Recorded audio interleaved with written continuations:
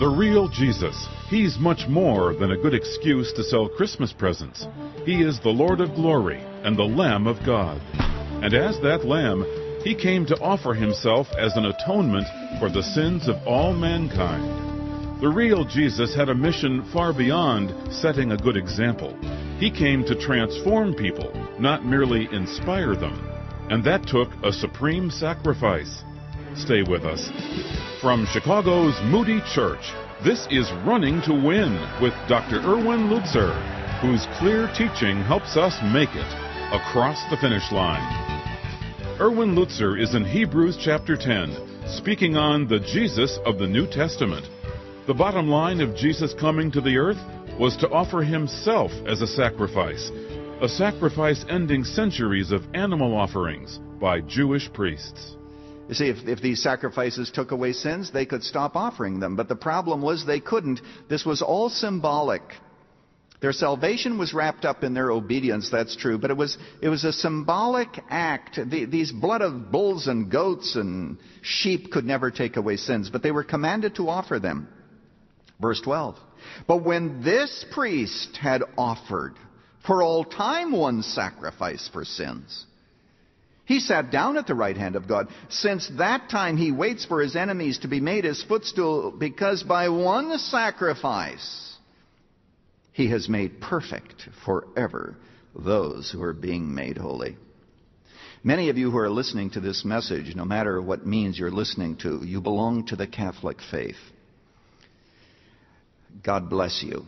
God bless you. But listen carefully, because you've probably wondered now, what is really the difference between Protestantism and Catholicism? And there are many differences, but there's an important difference here I want you to point out, because I've looked at this for a long time, and I believe it is true to say that Roman Catholic theology builds a lot of its liturgy on the Old Testament, where you have priests, and these priests have special abilities. They intercede for the people, and they have the ability also to re-offer Christ. And there's another offering going on. Christ is re-offered time and time and time again, 200,000 times throughout the world every Sunday. Now, I want you to notice the contrast here between the Old Testament and the New Testament. First of all, the first contrast is many priests versus one priest. I told you that the priests were in shifts, because you can't stay up all night. You can only work at this for 8 hours. That's the first contrast. Secondly, many sacrifices versus one sacrifice. Why so many sacrifices?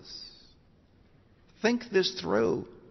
It's because whatever benefit those sacrifices had in the Old Testament, they could only be beneficial for past sins. Not sins that you were going to commit in the future or that your children were going to commit. That's why the children would have to bring their own sacrifice, and on and on and on it would go, because there was no final sacrifice. Listen to what the text says. Day after day, every priest stands and performs his religious duties again and again. Do you see the contrast there? Verse 12, but when this priest had offered for all time one sacrifice, wow, he took care of sins past, present, and future in one sacrifice. When he did that, he didn't keep standing. You see, it was a requirement for the Old Testament priests. They could not sit down on the job. And the reason they couldn't sit down is when you sit down, you give the impression that you're done. We've all done jobs or been working outside or something. We get so tired and somebody says, I don't even want to sit down, because if I sit down, I won't be able to get up again. So you just keep going. But when you sit down, you give the impression, well, I'm finished. Oh, in the Old Testament, you don't sit down. You keep standing until your shift is over, because your work's never done. Tomorrow's another day. But this man, oh my, he sat down, the Bible says. Don't miss the symbolism. The work is finished. It is done. Tetelestai, paid in full. That's the message of the gospel. This is good news for sinners. Now, if you're not a sinner, you don't even have to listen to the rest.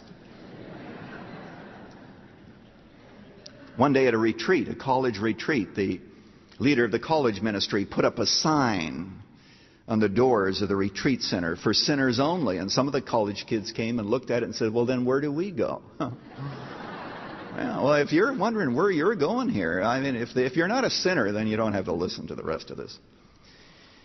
But I want you to notice another difference. All of the priests in the Old Testament, they offered, animals, that somebody brought them. This is the only instance in which, catch this now, where the priest himself becomes the sacrifice. The priest is the sacrifice. He offers up himself. And that's why we believe so strongly that all of those Old Testament rituals have been done away. We are priests, but all of us are priests unto God. We all come. There does not have to be another sacrifice. There does not have to be another reenactment or another offering of Jesus, because by one sacrifice He fulfilled it all when He came and tabernacled among us and lived and replaced the entire tabernacle with all of its liturgy. Yeah, that is good news for sinners. Years ago, I read a story about a man who was a drunk, and he somehow in his stupor wandered into a barn and had a sleep. And when he woke up, he discovered that there was something very warm next to him, something even very soft. He discovered that he had been sleeping next to a cow all night.